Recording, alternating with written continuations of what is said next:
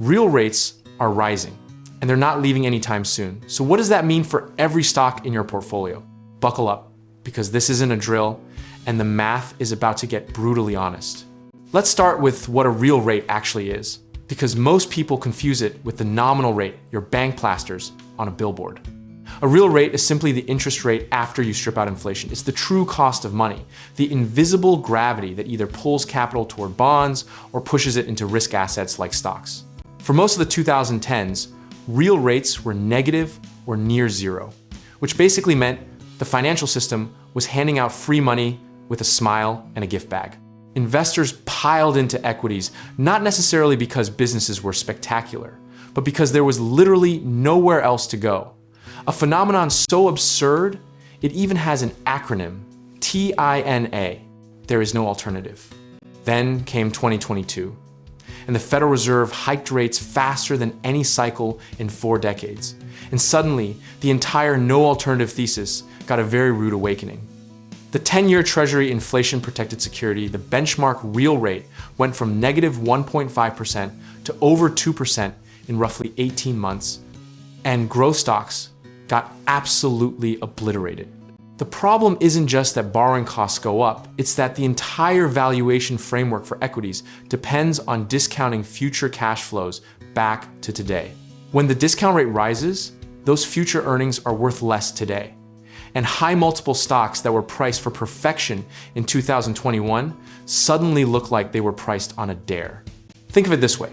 A stock is like a long duration bond. The further out the cash flows extend, the more sensitive the price is to rate changes. And a tech company promising profits in 2035 got hit harder than a regional bank promising dividends next quarter. The irony is that the companies celebrated as the most innovative were also the most financially fragile when real rates normalized. History backs this up with uncomfortable consistency during the 1979 to 1981 Volcker shock.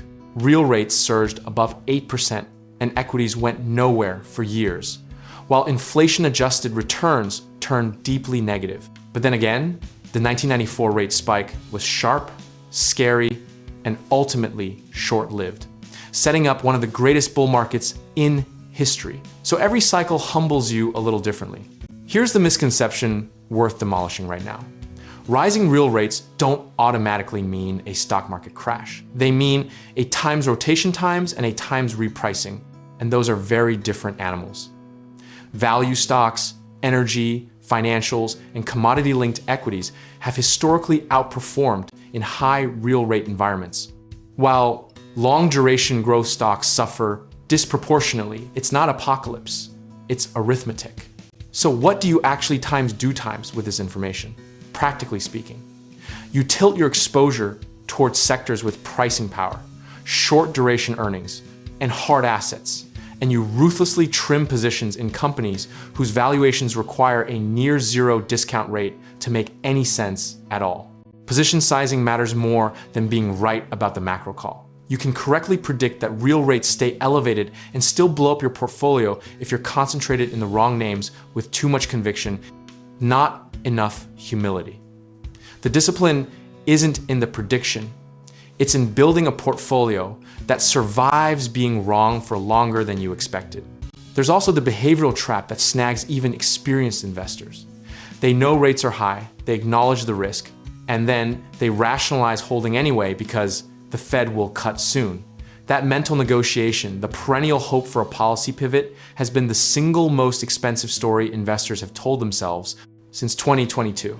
Zoom out, and you'll notice this fits into a very old and predictable cycle. Cheap money inflates financial assets, expensive money deflates them. And the economy slowly adjusts through pain and productivity until the next easing cycle begins. Understanding times, where times you are in that cycle, is more valuable than any individual stock tip anyone will ever give you. The philosophical takeaway is simple but hard. Real rates staying high isn't a catastrophe if you've sized your positions for uncertainty rather than certainty. Discipline, diversification, and consistency across multiple rate environments will always beat the investor who nailed one macro call but couldn't handle the volatility of being early. You don't have to love this environment. You just have to respect it, prepare for it, and stop letting a pivot fantasy override a rational portfolio strategy. Comfort with uncertainty isn't pessimism, it's the highest form of financial maturity there is. Whether you're navigating equity markets, repositioning into hard assets, or exploring real estate as a hedge against financial repression, we can help you get started. Check out our links in the description below for real estate investing, home contracting work, and finding lenders.